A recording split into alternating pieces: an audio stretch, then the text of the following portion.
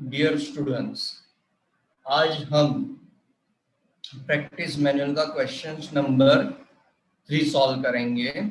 जो आपको doubt difficulties था वो इसमें कवर्ड हो जाएगा।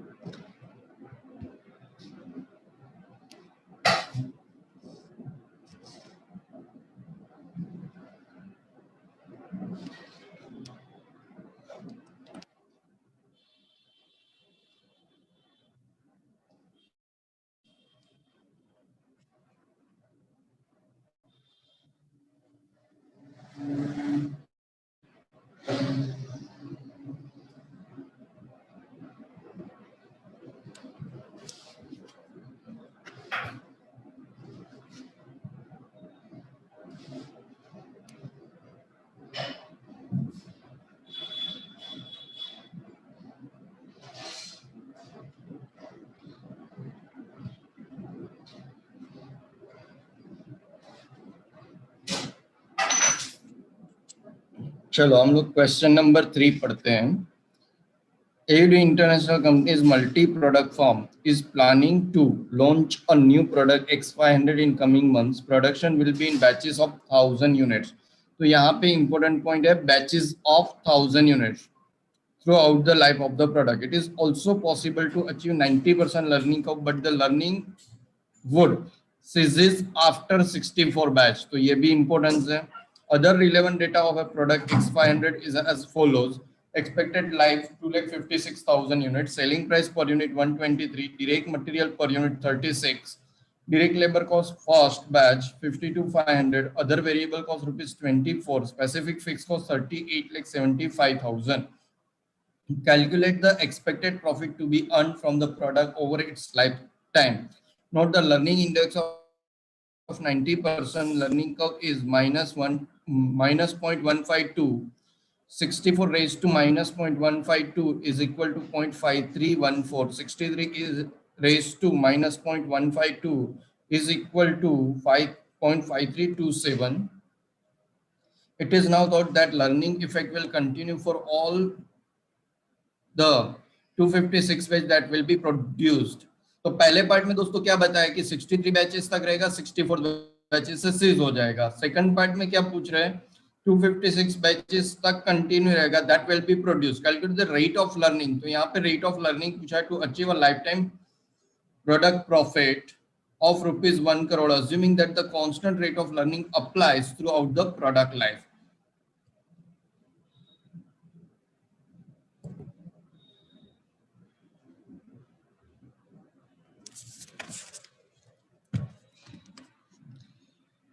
वेट फॉर 1 मिनट्स, मैं वन नोट चालू कर लेता हूँ लिखने के लिए।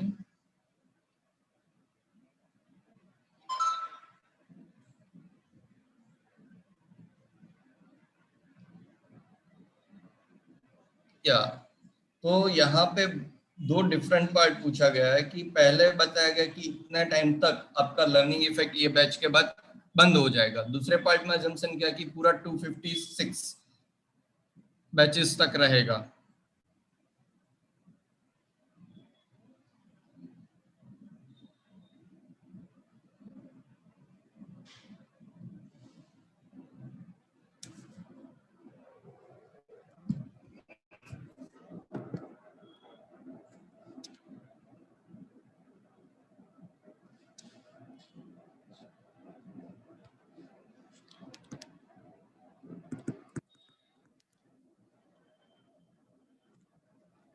तो देखो दोस्तों, अपने को क्या करना है यहाँ पे,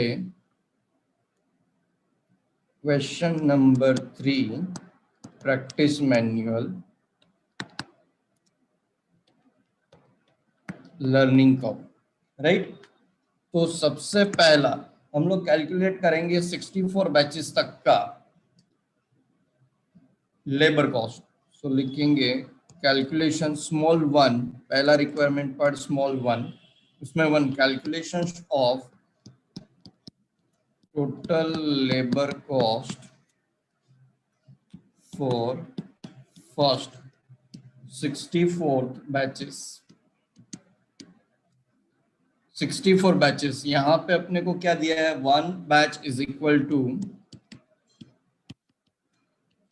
1000 यूनिट्स। तो यहाँ पे अगर हम क्वेश्चन ऑब्जर्व करते हैं तो यहाँ पे 1000 units through out the life, तो बैचेस ऑफ 1000 यूनिट्स दिया है। और क्वेश्चंस के अंदर स्पेसिफाइड क्या किया है दूसरा, तो के लर्निंग इफेक्ट कभी सीज हो जाएगी 64th बैच। इसके लिए हम लोग क्या कर रहे हैं, 64th बैच का टाइम कैलकुलेट करके लेबर कॉस्ट कैलकुलेट कर लेंगे।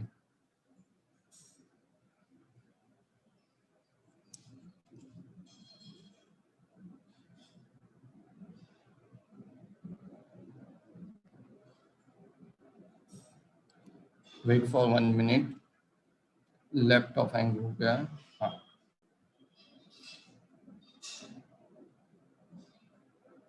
हाँ, y is equal to a x raise to b. Learning को परसेंटेज कितना दिया, 90%। तो यहाँ पे ब्रैकेट में लिख के रखता हूँ लर्निंग को is equal to 90%। y means average time और एवरेज कॉस्ट। सो यहाँ पे y इज इक्वल टू, तो अभी a is equal to initial time for first unit. If initial time is not given then we have to write direct labor cost 52,500 is given. So here we will write 52,500 x 64 batches and b 90% directly it is given 0.152, so minus 0.152. Y is equal to 52,500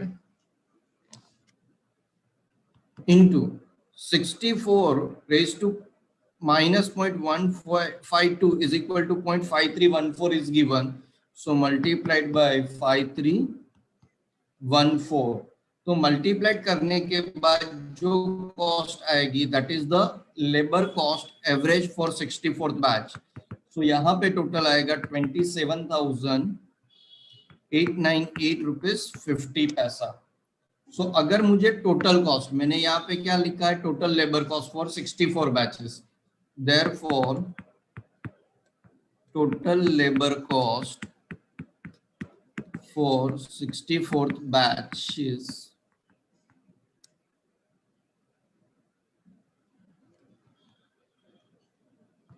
rupees 27,898.50 is a labor cost per batch, that is average if we produce 64th batch. So multiplied by 64.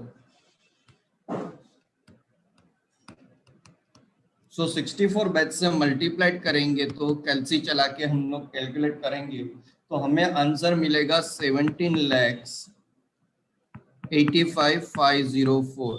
अभी हम लोग क्या करेंगे, 64 batch का labour cost calculate कर लिया, labour cost 63 batch का कर लेंगे। तो जो डिफरेंस आएगा that is the batches for one batch. तो यहाँ पे second calculations of labor cost for 63 batches.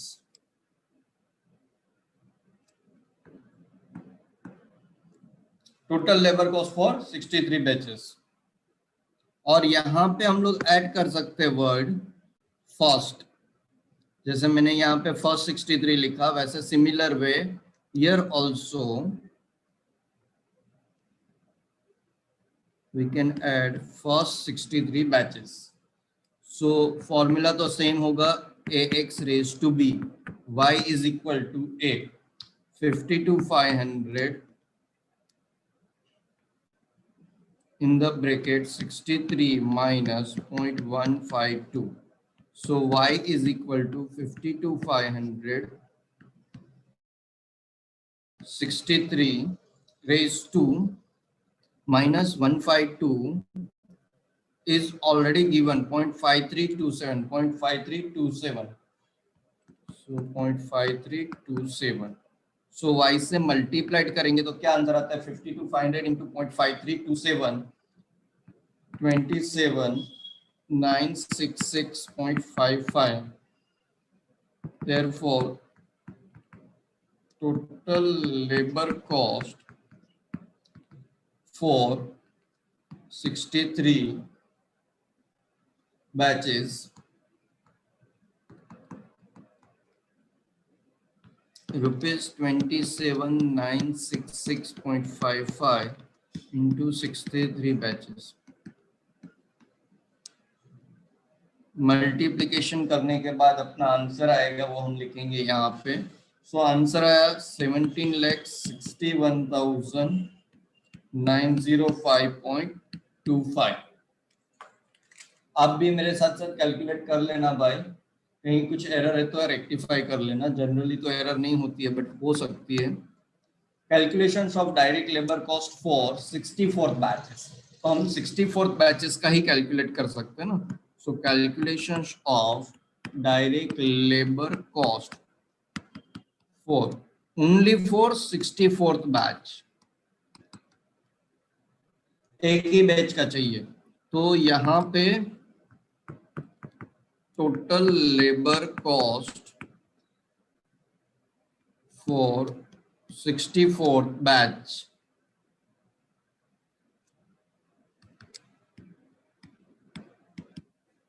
हमने ऑलरेडी कैलकुलेट करके रखा है. 17,85,504, 17,85,504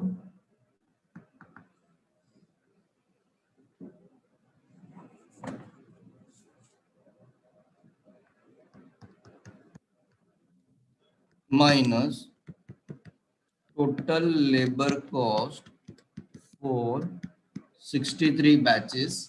So 63 batches का ऑलरेडी हमने किया 17,61,905.25, तो हम राउंडिंग ऑफ कर सकते हैं. और 64th बैच का लेबर कॉस्ट आ जाएगा 23,599. अब मुझे टोटल लेबर कॉस्ट कैलकुलेट करना पड़ेगा प्रोडक्ट का. Fourth, total labour cost over the products life.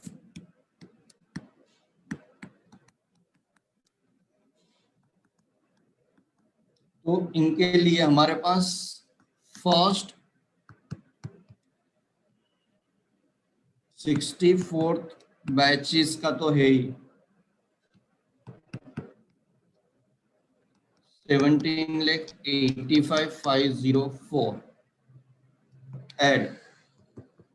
Next 192 batches, तो ये 192 बैचेस कैसा है तो कि 256,000 divided by 1000, so 256 batch minus 64 batch.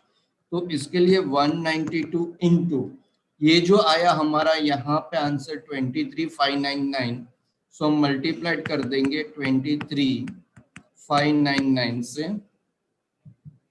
तो यहाँ पे 192 इंटू 23,599, तो हमारा आंसर आएगा 45,31,008.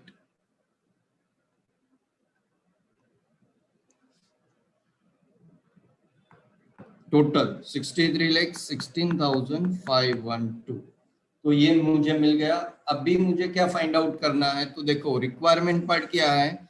फर्स्ट में बोला है एक्सपेक्टेड प्रॉफिट, तो ये लेबर कॉस्ट हो गया. Now we can find out expected profit. Calculations of expected profit to be earned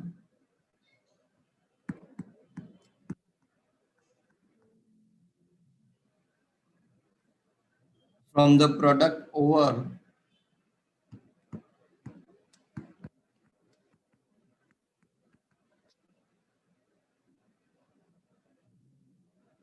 its lifetime.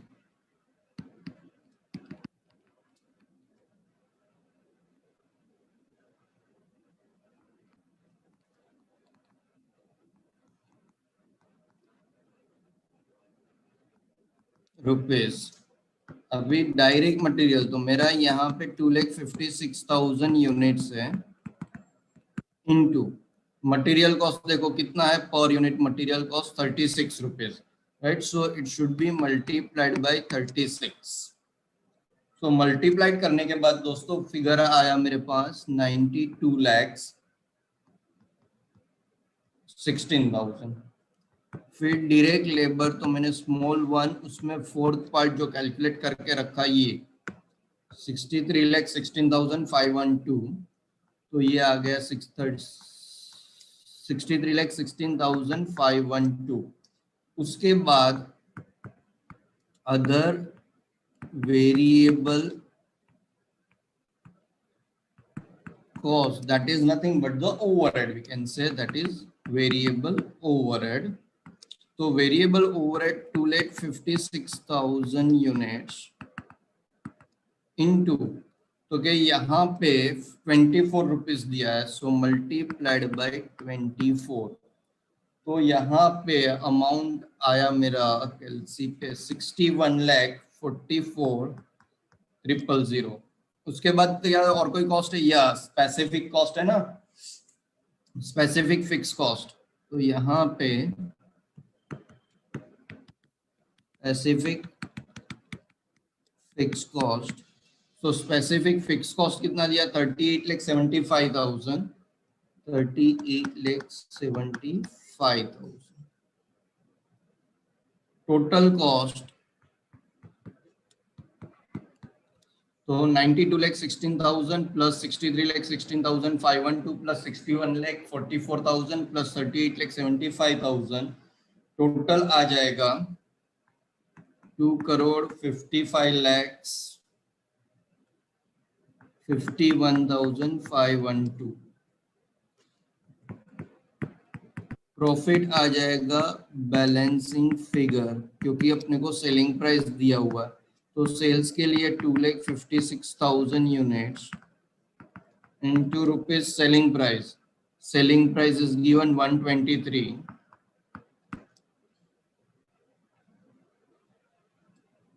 तो 123 से मल्टीप्लाइड करने के बाद मेरे पास आया अमाउंट 3,14,88,000। फिर माइनस करेंगे कॉस्ट, तो मेरा फिगर आ जाएगा 59,36,488। तो देखो दोस्तों अपना तो यहाँ पे हो गया फर्स्ट पार्ट। उन लोगों ने पूछा था expected profit to be earn from the product over its life time, और यहाँ पे अपने को लर्निंग कर्व 90% दे दिया था, और हमें बताया कि लर्निंग कर्व की जो इफेक्ट है वो 64th बैच तक ही रहेगी, उसके बाद बंद हो जाएगी। इसके लिए हमने क्या किया, टोटल 64th बैच का लेबर कॉस्ट फाइंड आउट कर लिया, फिर हमने 63 बैच का लेबर कॉस्ट फाइंड आउट कर लिया टोटल, और जो डिफरेंस आया that is the labour cost of 64th batch. उसके बाद लेबर कॉस्ट जो होगा 23,599 जो हमने फाइंड आउट किया वो कांस्टेंट रहेगा up to 2,56,000 units. So 2,56,000 units minus 64,000 units, मतलब हमारी जो बैचेस आएगी वो 1,92,000 यूनिट्स के लिए 192 बैचेस। तो पर बैचेस 23,599 किया तो हमें 192 बैच का मिला, और फर्स्ट 64 बैच का तो हमारे पास है, तो टोटल लेबर कॉस्ट मिल गया। वंस लेबर कॉस्ट मिल गया बाकी सब तो इजी था दोस्तों, हमें प्रॉफिट मिल गया। Now second requirement part, it is now thought that a learning effect will continue for all the 256 batches that will be produced. Calculate the rate of learning, मतलब अभी जो 90% पहले पार्ट में दिया था वो 90% नहीं दिया, कौन सा ऐसा रेट ऑफ लर्निंग होगा वो पूछा। Percentage required to achieve a life time product profit ₹1 crore, assuming that a constant rate of learning applies throughout product life, मतलब 2,56,000 यूनिट्स तक अप्लाई होगा और बैचेस का सेम रहेगा। तो हम यहाँ पे सेकंड पार्ट में क्या कैलकुलेट करेंगे, तो सबसे पहले तो हमें ये कैलकुलेट करके देखना होगा सेकंड पार्ट में कि भाई हमारा 1 करोड़ का प्रॉफिट चाहिए, बाकी सब कुछ सेम है, तो labour cost should be a balancing figure, labour cost should be the balancing figure. तो हम यहाँ पे क्या कैलकुलेट करने जा रहे हैं देखो, तो हम कैलकुलेट करेंगे सेकंड रिक्वायरमेंट पार्ट दो पार्ट में, उसमें ए लिख देता हूं, calculations of direct labor cost, calculations of direct labor cost if desired profit or required profit. So they specified the required profit rupees 1 crore. मुझे चाहिए कितना प्रॉफिट? 1 करोड़, राइट? अब 1 crore and a constant rate of learning, वो भी अपने को ध्यान में रखना है साथ में दोस्तों, and a constant rate of learning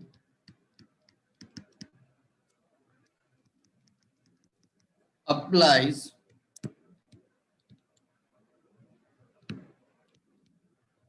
throughout the product's life.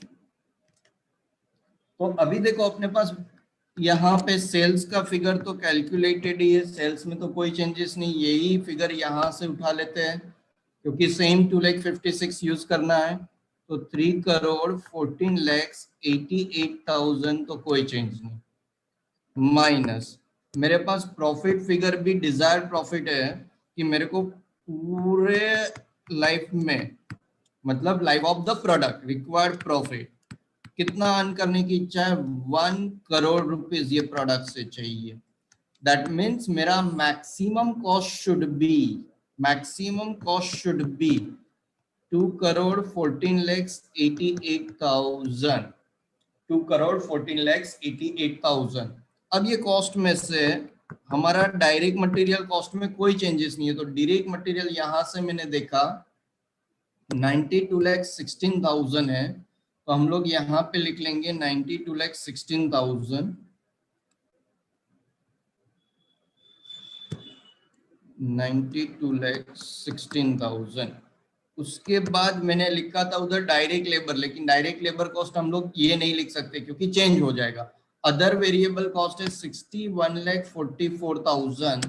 So other variable cost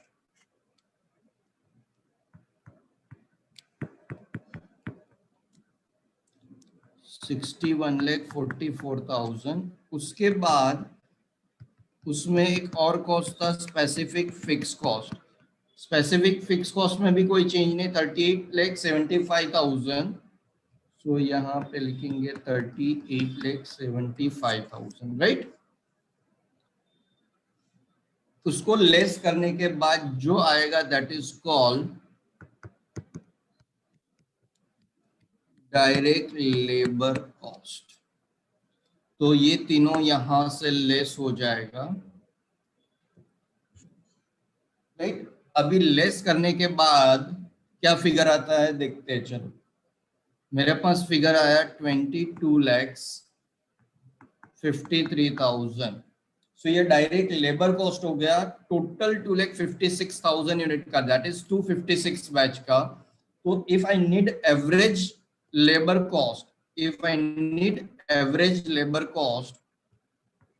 then average labor cost, or we can say direct labor cost per batch. तो हम लोग क्या करेंगे, total labour cost should be divided by total number of batches. 2,56,000 unit के लिए 256 batches चाहिए. So divide करने के बाद मेरे पास फिगर आएगा 8,800.78,125. So that is, we can say rounding of ₹78 लिख सकते हैं, राइट? अभी हमें क्या फाइंड आउट करना है, तो क्या बी पार्ट में हम लोग फाइंड आउट कर रहे हैं rate of learning. That means percentage find out करने की बात कर रहे हैं, परसेंटेज दोस्तों. तो हमारा नॉर्मली जैसे हम लोग average labour cost find out करते हैं तो क्या फॉर्मूला यूज करते हैं, y is equal to ax raise to b. तो y का आंसर ऑलरेडी मेरे पास यहाँ पे देखो मैंने सर्कल करके रखा 8,800.78 इज इक्वल टू, ए तो अपने को पहले से ही पता है 52,500 है, टोटल बैचेस 256 है एंड बी तो पता ही नहीं है, वो तो फाइंड आउट करना है।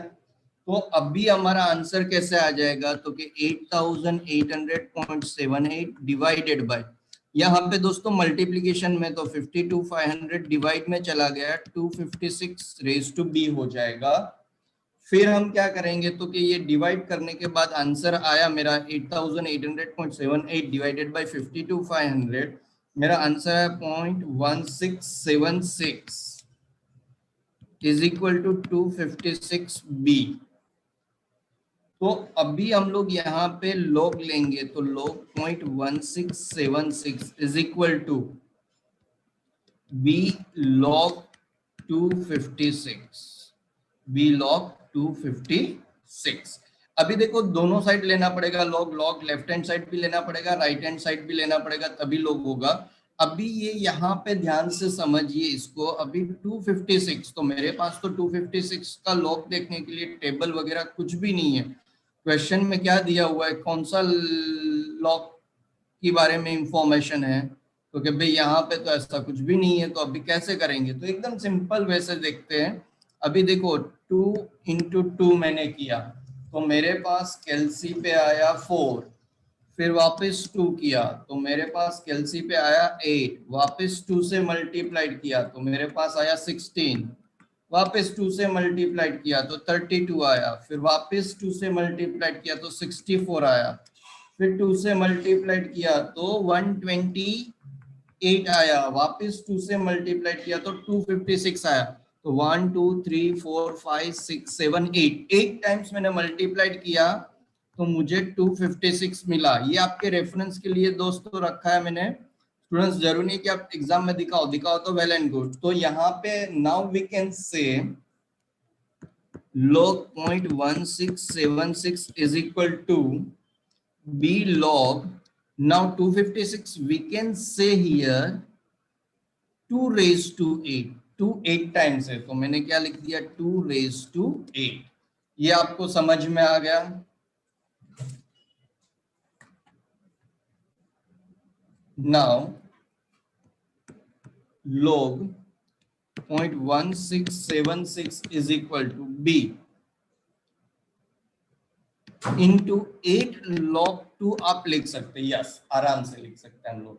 नाउ अब उसको कैसे देखेंगे, तो क्या आगे देखते हैं। log 0.1676 is equal to b is nothing but the log of learning को परसेंटेज अपॉन log of 2, तो log r अपॉन log 2 कर दिया मैंने, इन